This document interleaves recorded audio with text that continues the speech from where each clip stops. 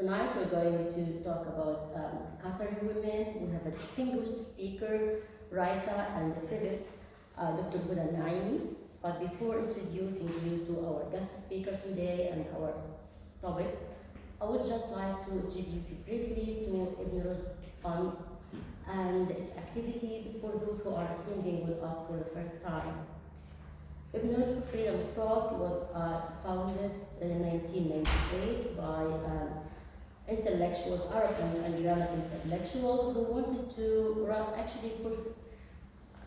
wanted to establish a bridge between Arab culture and West, in particular Germany. We have many activities.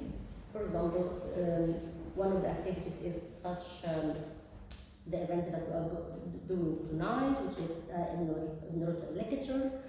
It's a monthly event with Hura Yusing, our current chairwoman, and I. We are together organizing and moderating this event in English, Arabic, and German.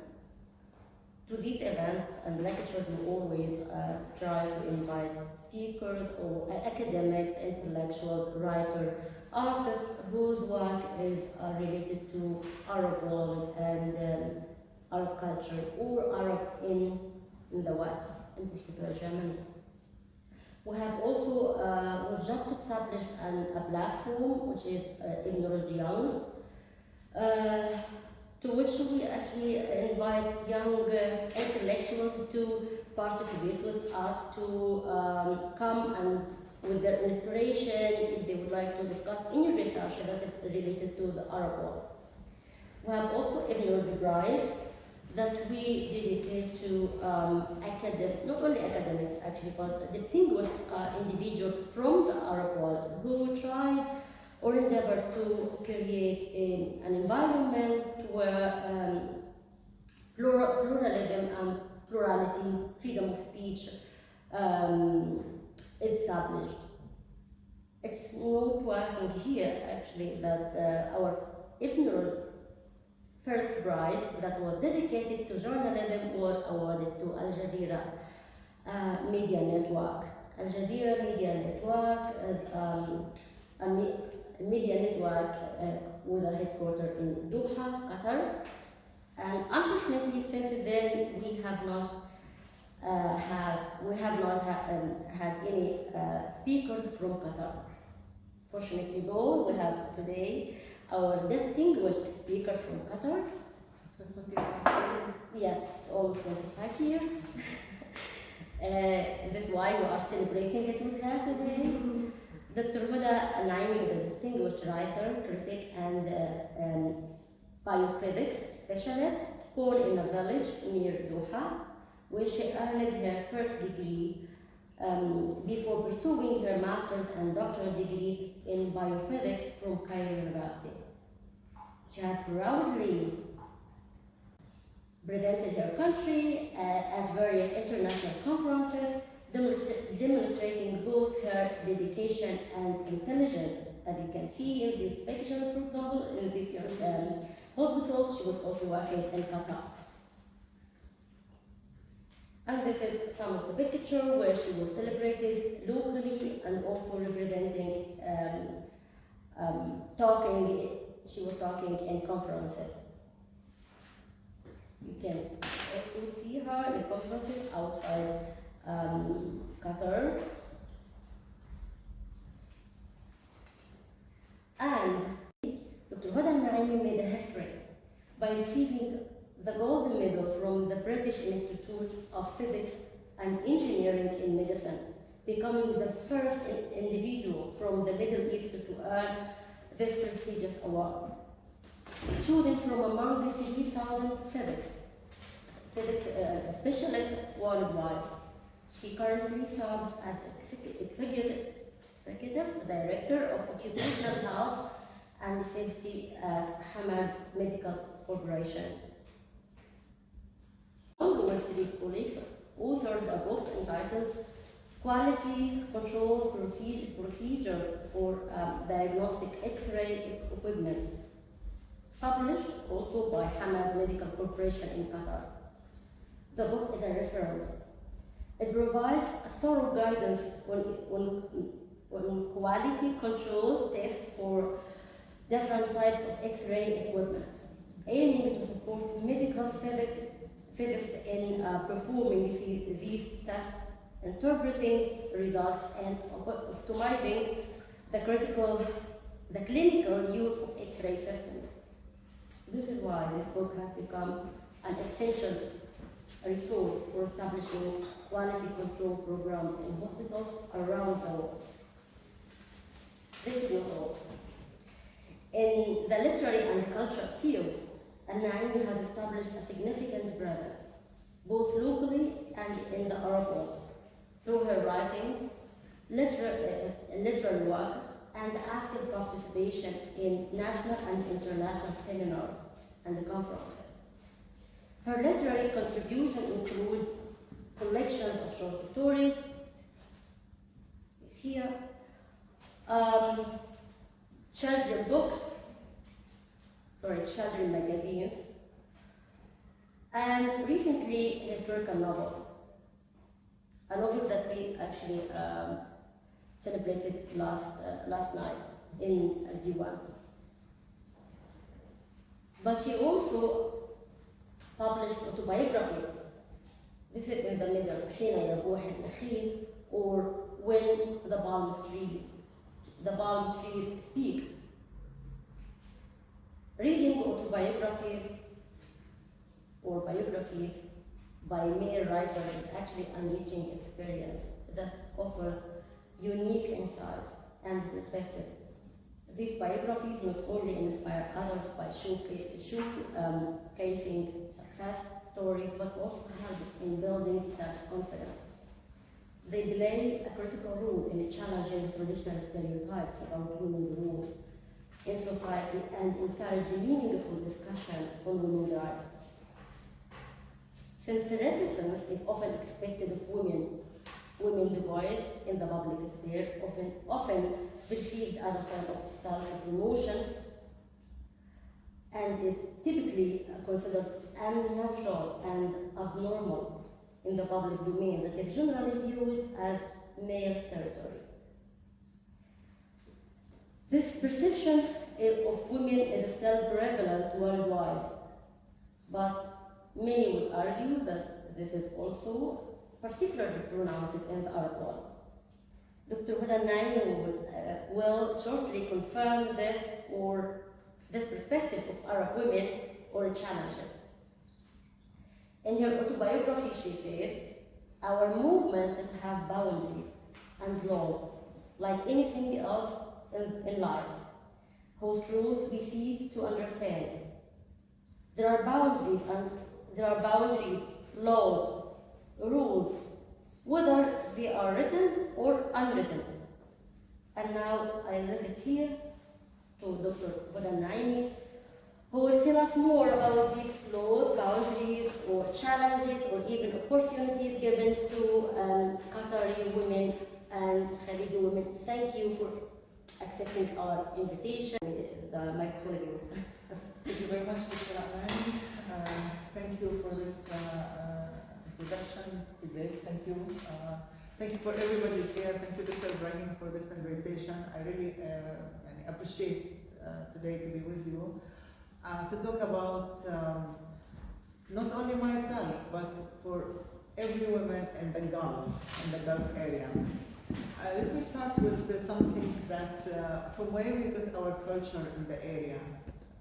It's Islamic culture. The beginning of the culture, base of our culture in the area, it's Islamic, because the majority there of the population in the Khalid or the Gulf area is Muslim. I think maybe in Iraq we have non-Muslim people, but in most of all of the Arab countries, Khalid countries, Qatar, Kuwait, Saudi Arabia, Emirates, Oman, it's mostly Muslims. So the culture is coming from as an Islamic culture as they understand it. Okay, so they understand the Islam this way that we're going to see, the way that we are going to talk about it. I will go like back for 50 years ago, 50, and my mother time, my father time.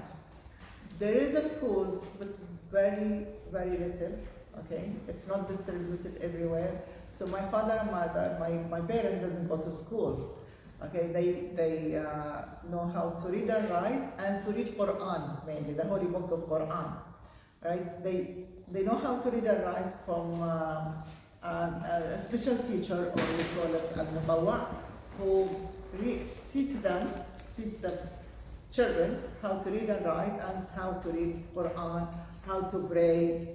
I mean the basic of Islam, how to be Muslim.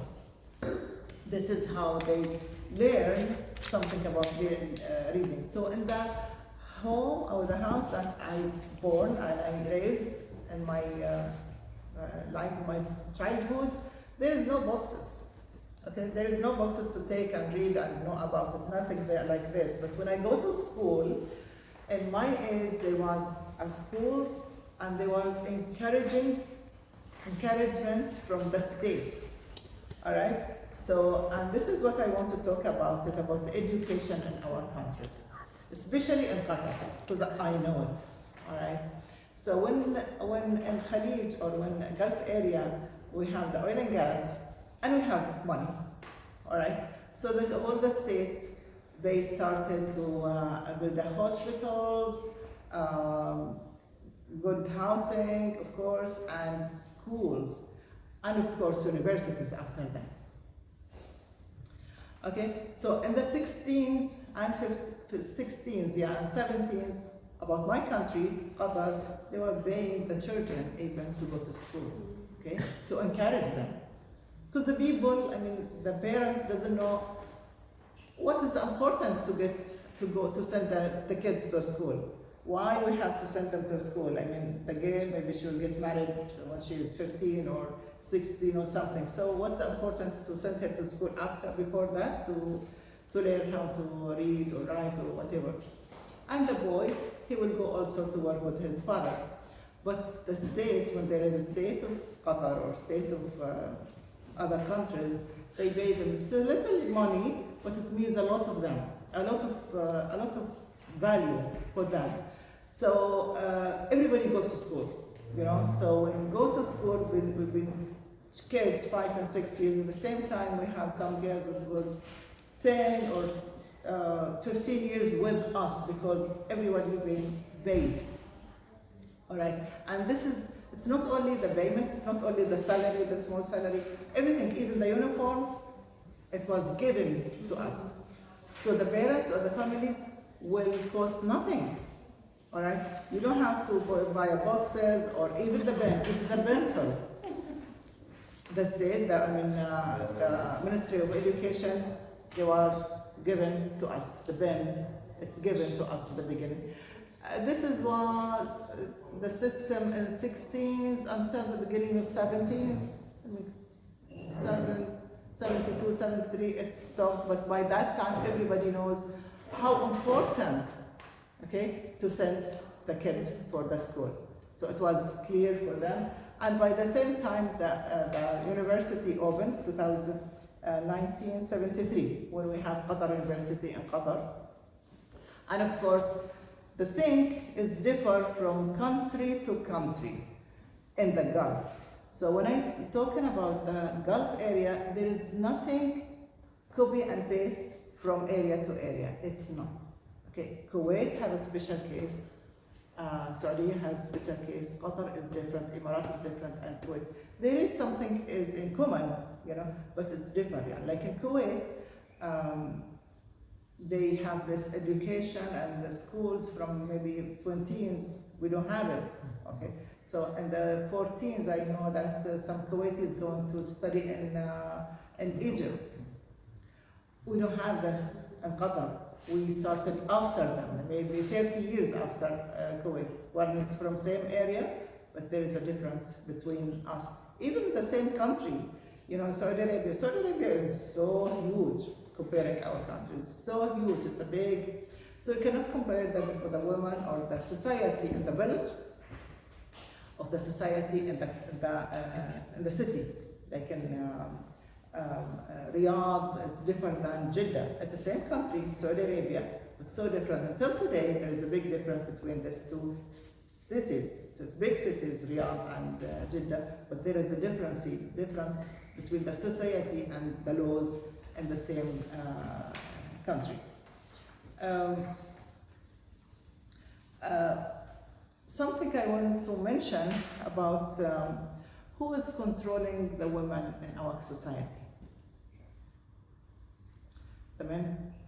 Men domain, yes, it is. Okay, still we have that men domain system of country. Yes, we have that. And betrayal, yes, still I have to ask my father if I have a father for everything. I have to ask my husband for everything. He had to agree for me if I'm going to drive a car, for example. Some of gentlemen still insist that the lady have to cover her face, so she have to obey. Okay. Yes, still we had such a system, although it's a lot of revolution, soft revolution of the women's this day. Yes, there is, but there is no big crashes between them. Okay, so the man, the gentleman still have ruling of the system over the ladies in his family, but little by little things is going change. And I can say as well that we have two rules controlling us. Okay? The state rule and the society rules.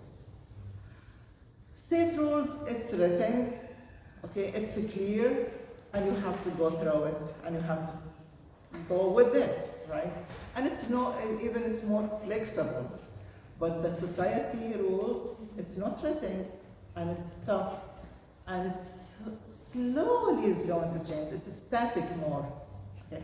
I mean, the state rules, you can object, you can go to the court if you had a case, you can sue something, you can sue even the state if you have something against them or you don't. But for the state or for society rules, you cannot do anything. It is just either to go with it or not, either to accept it or not. It is static and has really a power to control us, either men or women. So there is a specialty, really a big specialty for the Gulf area with this small thing. And this is the thing that we are starting to write about it now. It's difficult for people like you, beautiful people here, to understand what exactly is happening there, how we are understand each other even without writing. So I think from here, yes, I agree strongly with Dr. Amani, Dr. Najat, that literature is something we have to focus on it, and we have to talk to you directly. I have some notes to talk about it.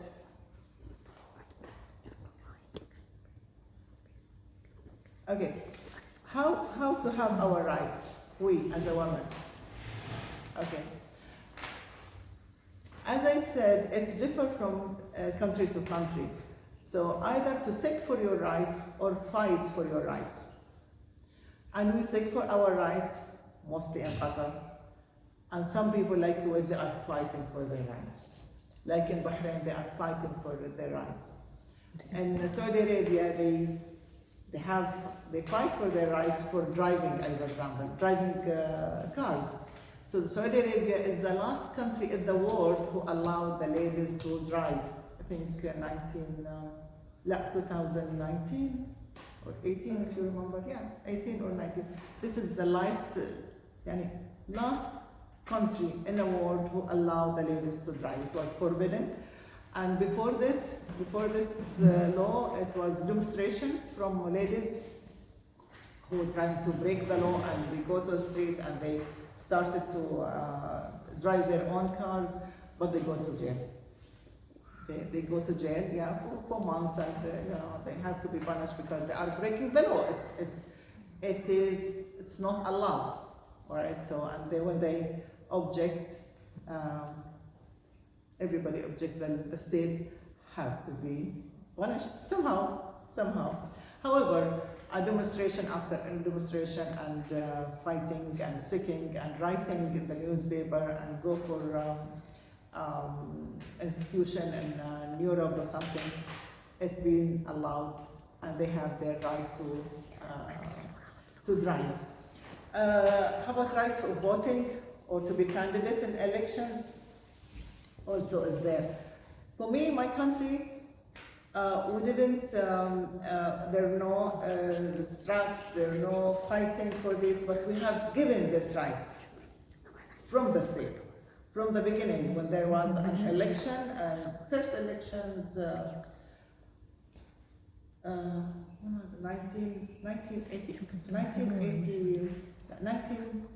it?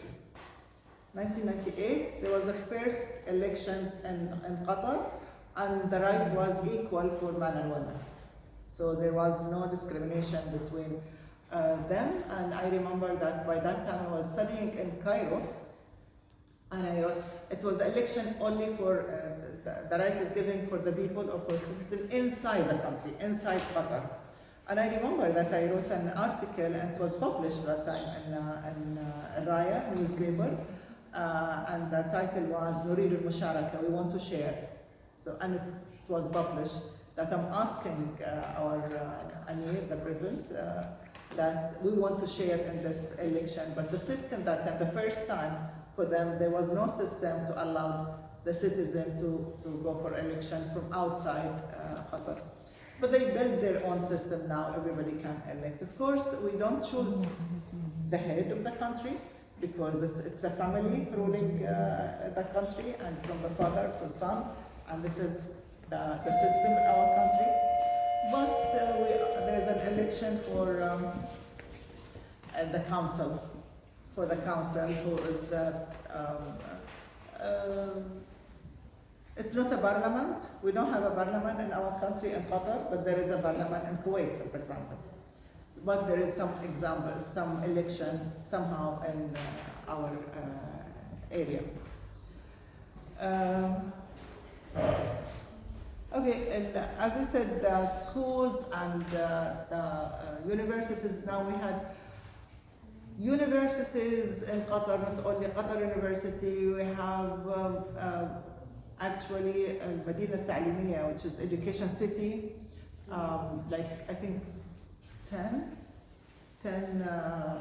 universities from Canadian, from USA, from Houston, Virginia, Will Cornell from New York. So there's a lot of universities and institutions like Al-Arabi, the Darasat, which is for master and doctorate degree.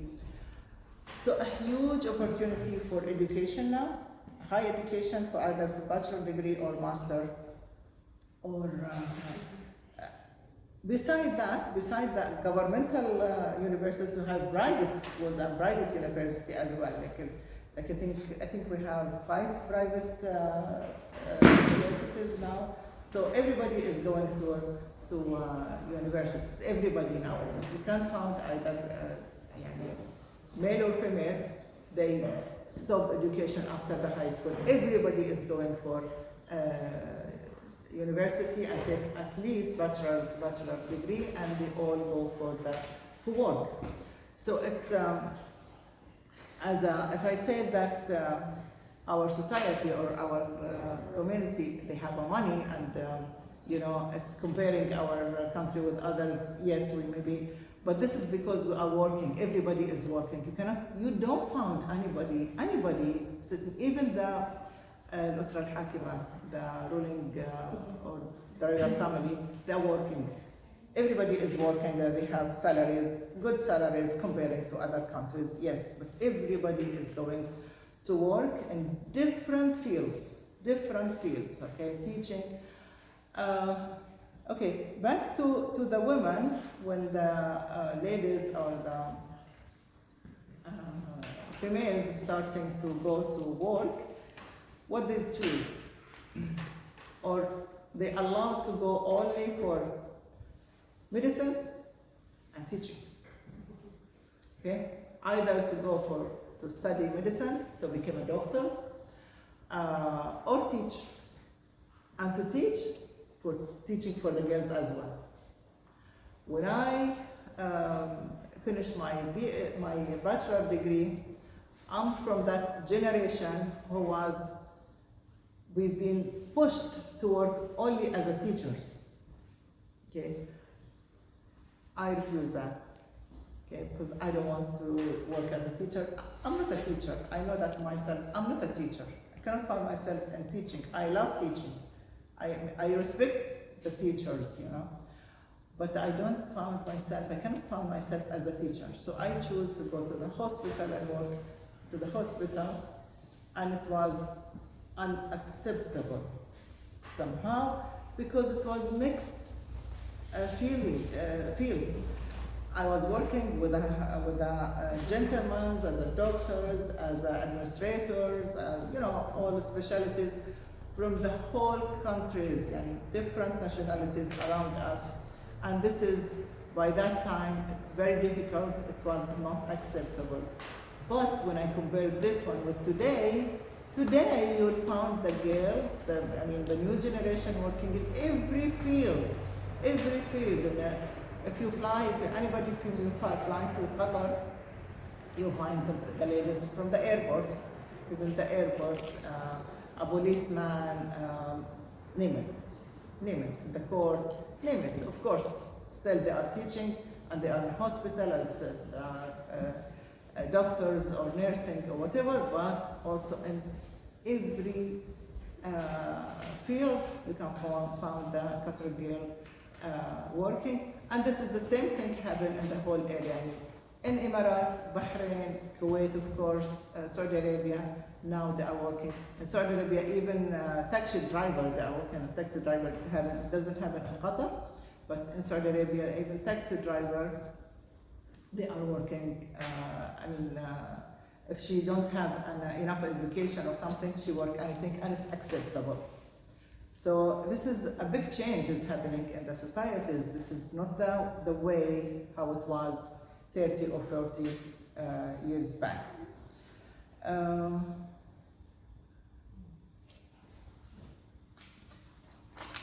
Okay.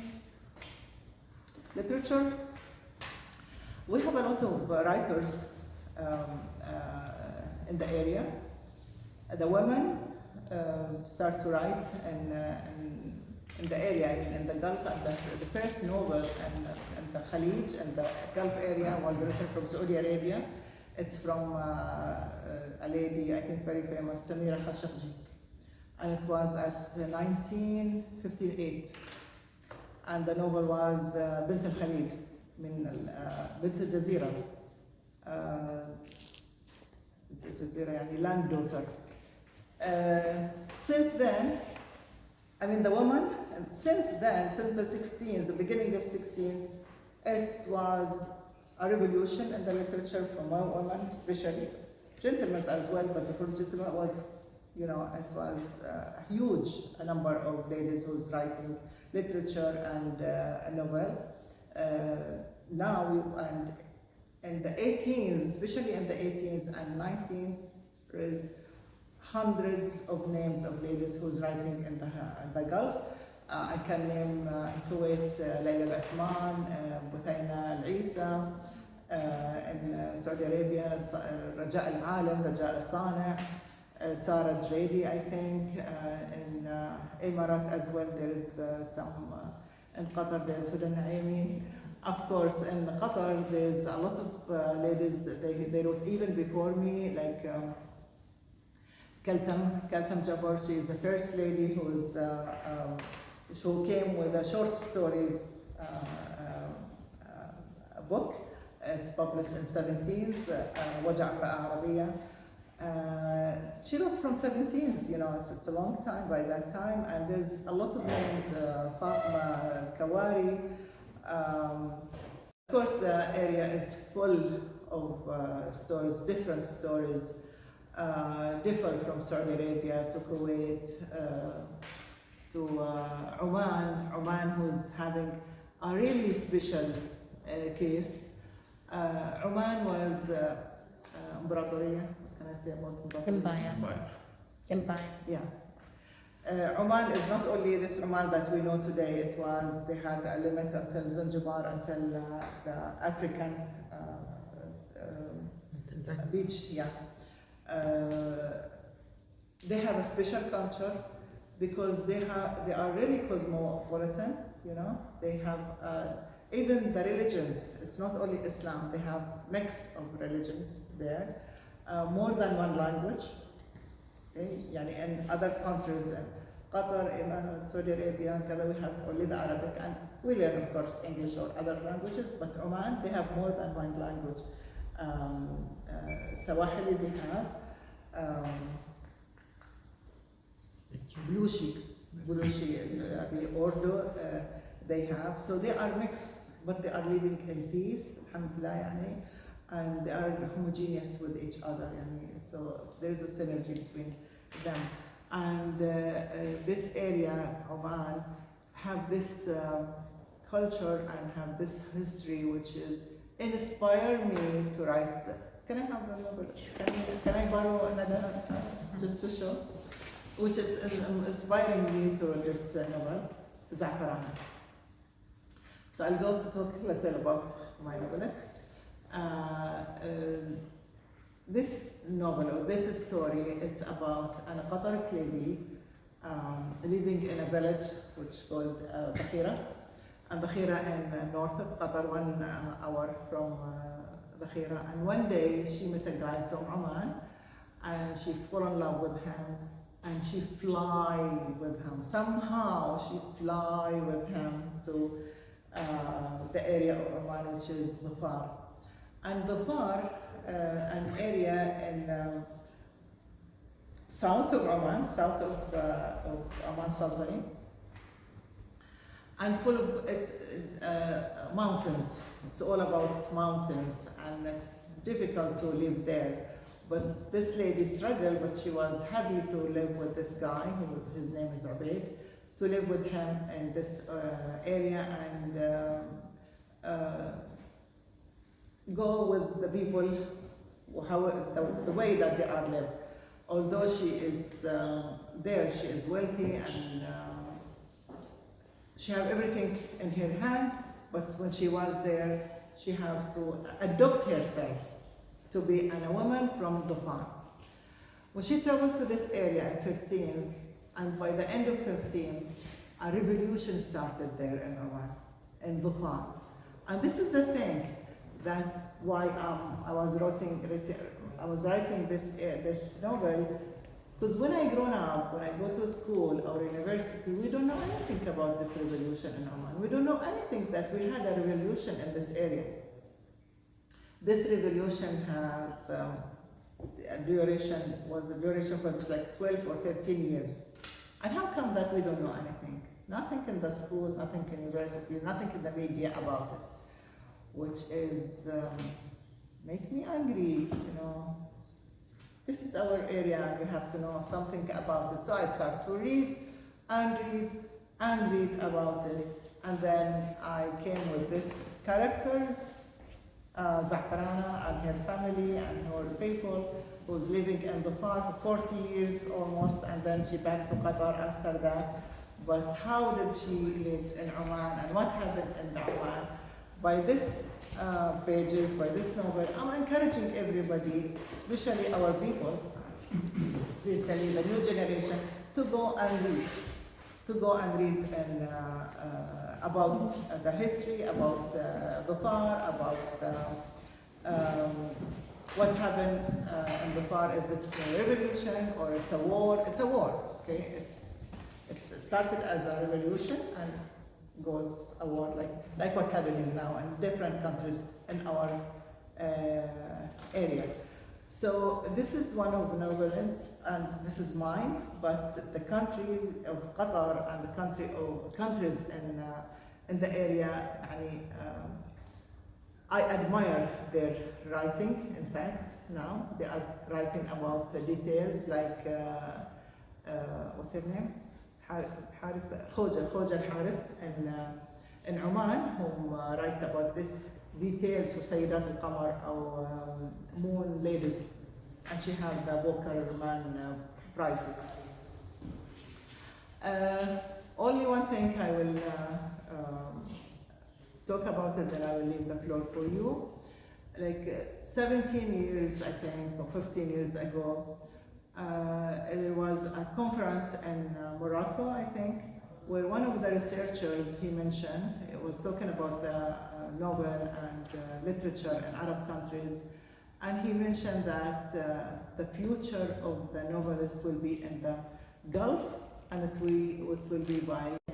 And this is what's happening these days, really. What is published in Khalij or in my area is really making me happy, and I hope it will make you happy, like this one that I came today to Berlin to talk to you about it. Thank you very much for listening.